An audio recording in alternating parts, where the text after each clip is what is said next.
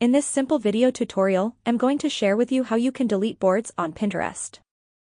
Deleting boards on Pinterest is important for maintaining a clutter-free and organized profile. It allows users to manage their interests effectively by removing outdated or irrelevant content. To do this, simply head into your Pinterest. On your home page, tap on your profile icon on your bottom right. On your profile page, slide into the section of boards. Select the board you want to delete. On the board home page, tap on these three dots on your upper right corner of the screen. You will then select on Edit Board. Navigate onto the last option of Delete Board. Tap on Delete Forever.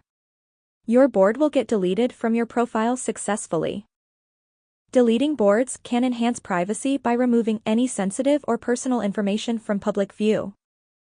By optimizing their Pinterest account in this way, users can streamline their experience, making it easier to find and engage with the content that matters most to them. That's how easy it is to delete boards on Pinterest. If you have any questions, just let me know in the comments section down below. Please don't forget to leave a like, share and subscribe for more video tutorials like this one.